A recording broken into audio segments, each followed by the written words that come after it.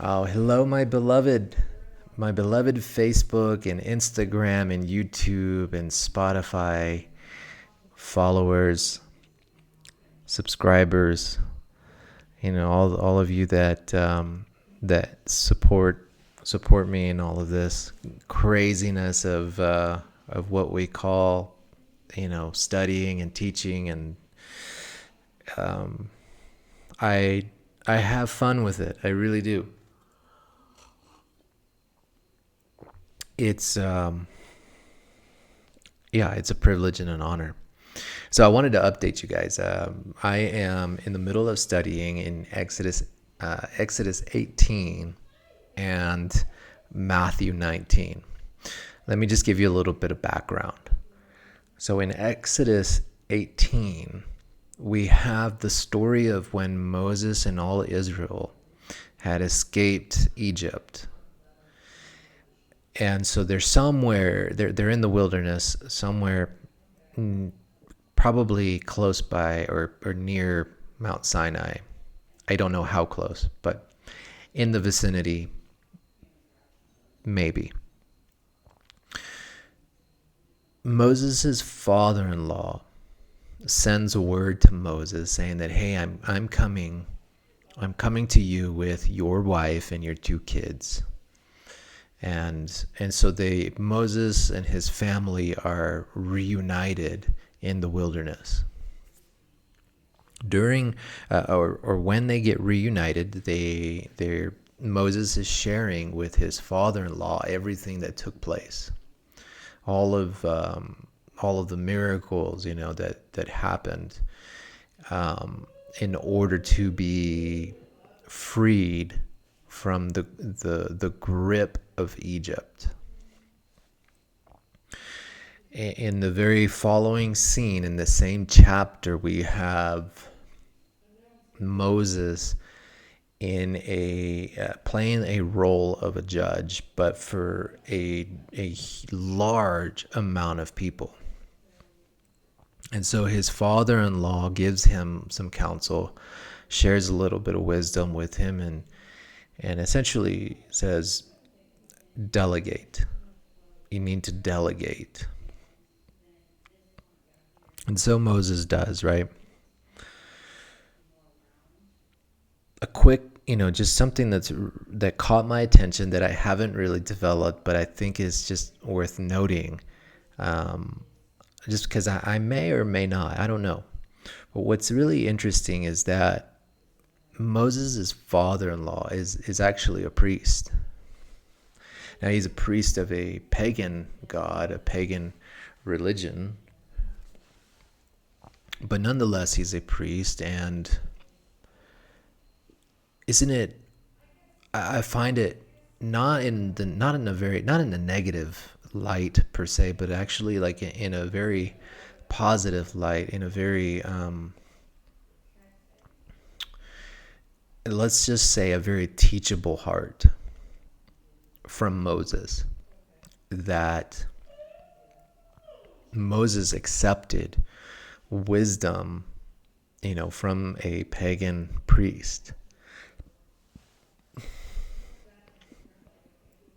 They just came out of Egypt, and Moses spoke with God and participated in all of the plagues and etc., right? Crossing the Red Sea. No other God has done that. But yet Moses humbled himself to receive counsel from his father-in-law. That's amazing to me. Okay, Matthew 19 now, because it's both of these chapters that's been or is presented to me to find something, or to be guided by the Holy Spirit in finding something beautiful, and I think I'm onto something. Matthew 19 is an interesting story about how the Pharisees are trying to trap Jesus in this question about divorce.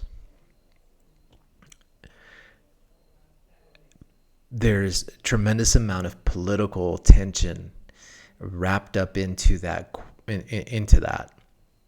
There, you got to remember. So King Herod, he beheaded John the Baptist because John the Baptist was giving him a hard time about his being married and divorcing and etc. Right, committing adultery.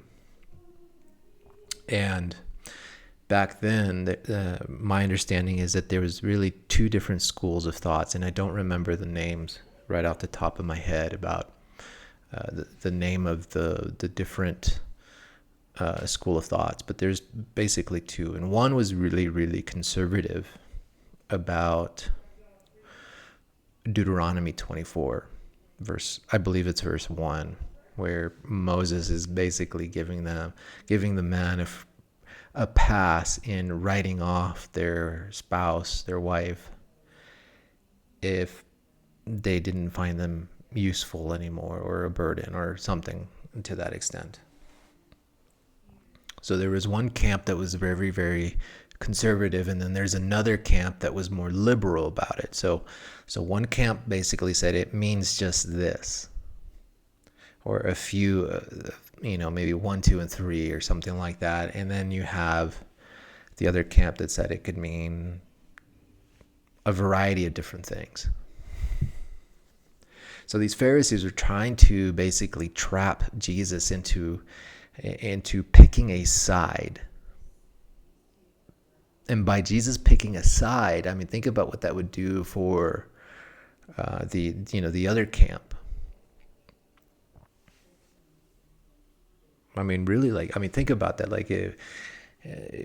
Think about how ministers today, if they pick a political side and they're very outspoken about it, in many cases, you end up ostracizing one side of the aisle. And it wasn't just about, it was mostly about that. Anyways, all of that to say that the way that Jesus answers that question is amazing, because he doesn't let himself get trapped into that political snare. And Jesus' answer is so clever. So once they ask the question, Jesus gives them the answer out of Genesis. And I don't have my notes out in front of me, but essentially saying what God has brought together, don't let no man break apart. Essentially, he's bringing, I believe it's chapter 1 and 2 of Genesis together, is his answer in relation to marriage. Then the Pharisees bring up Deuteronomy 24. Jesus' response to that is, since I am using the book of Genesis, which is a much earlier book than Deuteronomy, that means that this is God's original intent. And the reason why Moses gave you that law was because of your hard heart.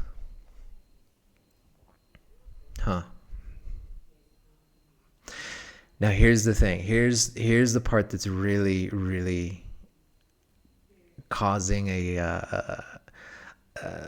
just like a glimpse of light for me that I know I'm going to explore later on, and I'm going to share it with you once I have it all together. But I wanted to just update you. Jesus is pointing to Genesis, which is the beginning. Jesus is the beginning in the flesh.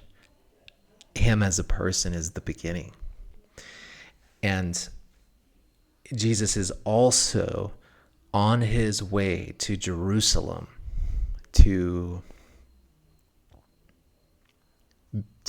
be part of, to consummate the world, back to himself, back to the Father. This is you can't make this stuff up. I mean, it's there. We just got to see it through a grace lens. We got to see it through the lens of Christ and what He did. So, anyways, that's enough blabbing for right now, but wanted to let you know where I'm at, what I'm thinking about. Maybe it'll kind of stir you up a little bit. I don't know. Let me know what you think. Let me know your thoughts if you want. If not, I'll keep updating you and posting and doing that all that good stuff. So cheers. Have a wonderful night, and we'll see you on the next one.